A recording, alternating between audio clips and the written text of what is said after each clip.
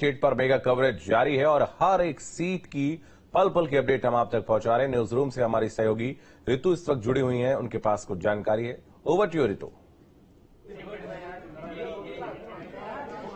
तो लगातार कवरेज जारी है और अपडेट भी हम आपको लगातार दे रहे हैं। आपको बता दें कि उत्तराखंड में कई जगह चुनाव का बहिष्कार किया जा रहा है और इसी कड़ी में बड़कोट से भी खबर सामने आ रही है जहां पर चुनाव का बहिष्कार किया गया है। तो बता दें आपको कि विकास के कई मुद्दे हैं जिनको लेकर जनता में नाराजगी है और इसी वजह से चुनाव का बहिष्कार करने का फैसला किया गया है। तो ये बड़ी जानकारी उत्तराखंड के चुनावों को लेकर बता दें कि 5 सीटों पर मतदान जारी है। 5 सीटें जहां पर बड़े बड़े दिग्गज मैदान में है, उनकी किस्मत का फैसला आज होगा। और बता दें कि ईवीएम में उनकी जो किस्मत है वो आज कैद हो जाएगी। और इसके साथ ही कई जगह ऐसी जहां पर चुनाव बहिष्कार किया जा रहा है। हालांकि प्रशासन की तरफ से भी लगातार कोशिश की जा रही है ग्रामीणों को मनाने की, लेकिन इसके बावजूद कई जगह ऐसे मुद्दे हैं जिनसे ग्रामीण परेशान है और इसी वजह से चुनाव के बहिष्कार करने का फैसला लिया गया है। तो बता दें आपको कि उधम सिंह नगर में भी ग्रामीणों ने चुनाव के बहिष्कार का फैसला लिया है। एक तरफ बड़कोट और दूसरी तरफ उधम सिंह नगर जहां पर ग्रामीणों ने चुनाव बहिष्कार कर दिया है। ये बड़ी जानकारी उत्तराखंड से जहां पर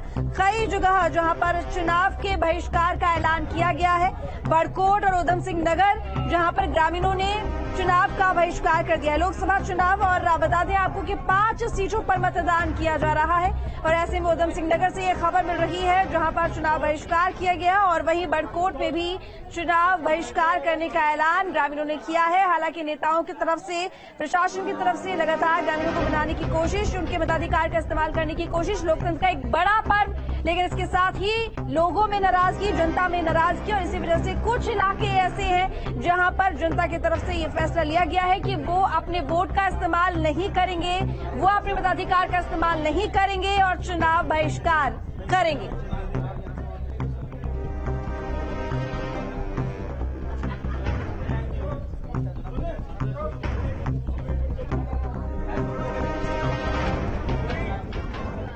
एक और बड़ी जानकारी मिल रही है। आपको बता दें कि बीजेपी प्रत्याशी अनिल बलूनी ने वोट डाला है, तो उन्होंने भी वोट कास्ट किया। परवाज है, आज मतदान शुरू हो गया है और हम आपके माध्यम से पूरे जो 102 लोकसभा है हमारे उत्तराखंड की 5 और गढ़वाल लोकसभा के मतदाताओं से हमारा निवेदन है कि वह बड़ी संख्या में निकले, सभी युवा साथी निकले, सभी बुजुर्ग माताएं बहनें निकले, बड़ी संख्या में मतदान करें और इस लोकतंत्र के महापर्व को सफल बनाएं। कांग्रेस की 30 सीटें भी नहीं आने जा रही है और कांग्रेस इतिहास की सबसे न्यूनतम स्तर पर इस चुनाव में जाने वाली है।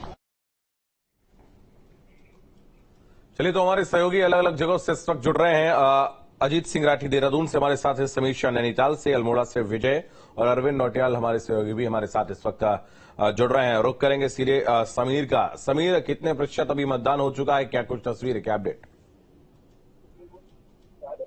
जी बिल्कुल, देखिए महापर्व जो है वो नैनीताल में भी चल रहा है और सवेरे से लोग जो है वो मतदान करने के लिए पोलिंग सेंटर है वहाँ पहुंच रहे हैं। सवेरे का वक्त की अगर हम बात करें तो जो वोटिंग की उसका जो परसेंटेज था वो काफी कम था, लेकिन जैसे दिन बढ़ता गया, समय बढ़ता गया तो वोटर्स जो हैं वो अपने घरों से निकल रहे हैं और अपना जो वोट है वो कास्ट कर रहे हैं। मैं आपको बता दूं कि जो नैनीताल जिला है ये इसमें लगभग 6 विधानसभाएं हैं, जिसमें अभी जो सवेरे 7 बजे से 1 बजे का अगर हम बात करें वोटिंग परसेंटेज की तो वो लगभग 38% के आसपास पहुंच चुका है।